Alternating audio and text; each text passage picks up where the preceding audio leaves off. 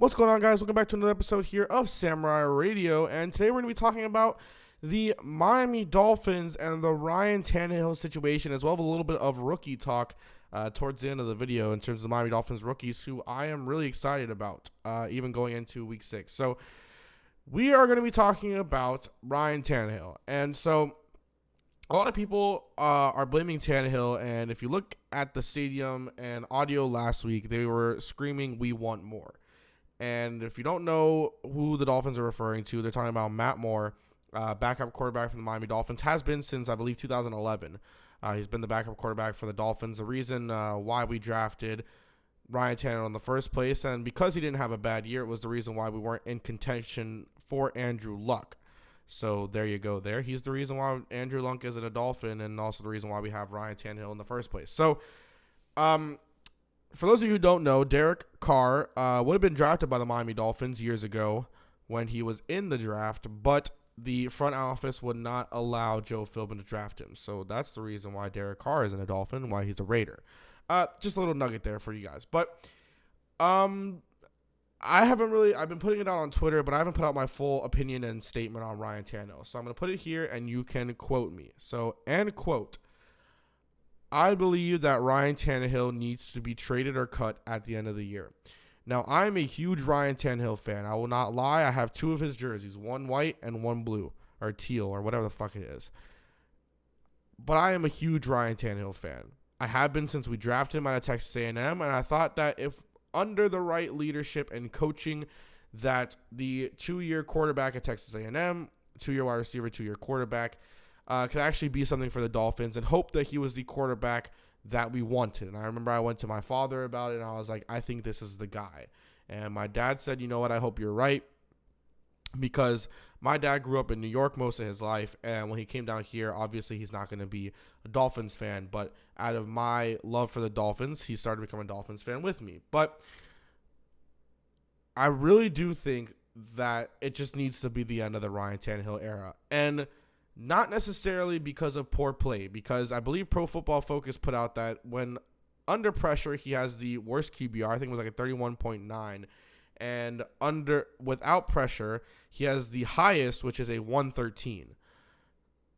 Obviously, passer rating doesn't show anything. It doesn't show leadership ability. It doesn't show clutch moments. None of that statistical shit shows anything really when you think about it. It's just a way to skew teams from other players, and that's what I just personally believe, especially because they look at yards and touchdowns, and I've done that before, but it's the honest truth. And so Tannehill statistically hasn't been bad for the Dolphins. He hasn't been great, but he hasn't been bad, and so it's something that you have to look at. And I think that Tannehill is a good player. I think that he is a good backup in the NFL, but I think it's time for the Dolphins to just move away from Ryan Tannehill and go with something else. Now, when you say, Kai, what do you mean something else? Now, there are two quarterbacks specifically who could land in the Dolphins' range this year, because they're not going to get Deshaun Kaiser. He's not going to be the number one. He's going to be the number one pick to the Browns without a doubt. So they're not getting Kaiser out of Notre Dame.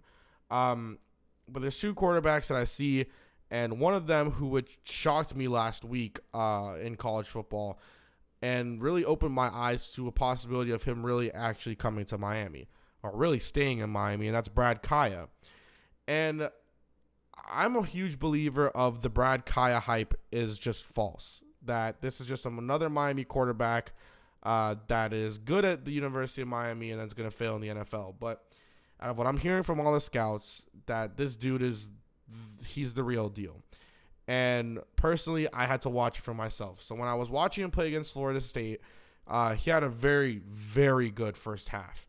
And I remember tweeting out in the fourth quarter, are we going to see Ryan Tannehill or Brad Kaaya? Are we going to see the Miami Dolphins, or are we going to see the Miami Hurricanes? And when I tweeted this out, my friend kind of had a little laugh about it, but I was like, it's a true statement. Both Miami teams you can really compare to each other, but when Brad Kaaya threw what should have been the game-tying touchdown late against Florida State before the extra point got blocked, which is totally a Miami thing to happen. But when Brad Kaaya threw that touchdown, and when he had that poise on that last drive after his defense stood strong for him and was able to lead the team down the field and score, and threw a beautiful pass in the end zone, mind you, on a fade route. I was hooked, and I was convinced that Kaaya could definitely be a quarterback for the Miami Dolphins. And you never know. It depends where we fall in the draft. We'll see more towards, I believe, probably like the 12th week. We'll see how everything's unfolding. But I'm the type of person that likes looking at mock drafts way too early. I mean, I'm already looking at the 2018 mock draft, and I've been looking at several 2017 mock drafts. I'm going to make one of my own and put it out next weekend before college football games start. But the other quarterback who I'm not very, I know a lot about him, but not too much, is Deshaun Watson out of Clemson. Now, I've heard stories that Kaiser might go 1 to the Browns, because there's no way the Browns are winning a game this year. If they do, I'd be shocked. They said there's no way that the Kaiser goes 1. He might go later. But he's really a shoo-in on most of the drafts. They say that Watson might go 1 to the Browns or to whoever is number 1. I don't really know. At this point in time, I don't know, but I know that he is a good quarterback, and the Dolphins could very much benefit from Watson. I don't think Lamar Jackson is eligible this year. I could be wrong, the quarterback out of Louisville. And if he is, I hope that the Dolphins don't draft him. And it's nothing against Louisville and nothing against Lamar Jackson. I think he's a very good runner.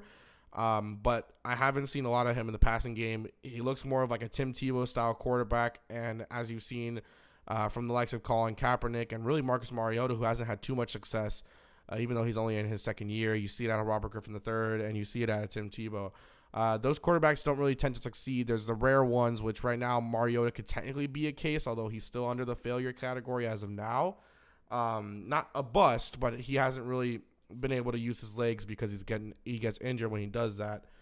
And then you can include Russell Wilson in there. So it's interesting. But I think he could be an option. And now the other option, which is a guy on our practice squad, is Brandon Doughty. And a lot of people have been doubting Brandon Doughty, and play on words there, but I think that Brandon Doughty could be a very good quarterback in the NFL. He was very accurate at, I believe, Western Kentucky, and Dan Marino is very high on him. Dan Marino is very, very high on Brandon Doughty.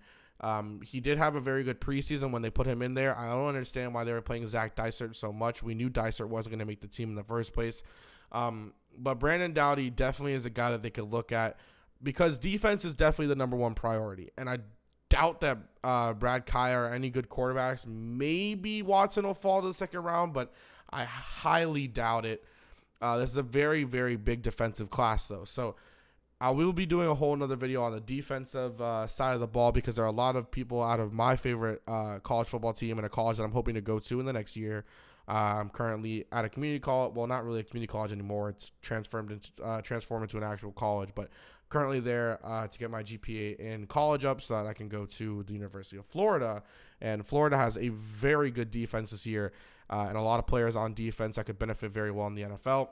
So Brandon Doughty is another guy there, because you never know, the Dolphins could go defense. They could get Tabor out of Florida, or if they don't sign Kiko Alonso back, they can get the linebacker out of Florida. I can't remember his name right now. It's been a very long night, and it's almost around 1 o'clock in the morning by the time I'm recording this video. And I leave for my flight in 6 hours now, and I have not yet to pack. So, yeah. The next thing we're going to talk about, and a quick thing, is really the rookies. And you see Leonte Carroo on your screen, as well as Jakeem Grant. Jakeem Grant on the right, Leonte Carroo on the left. We've seen a lot out of Jakeem Grant in the return game. He had a punt return for a touchdown last week. It was a huge spark to the team, but obviously the offense and the defense it was like it was nothing. Usually on teams that sparks, it's just a huge spark, but it didn't do much going into the second half. It lasted for a little bit in the first, but that was about it.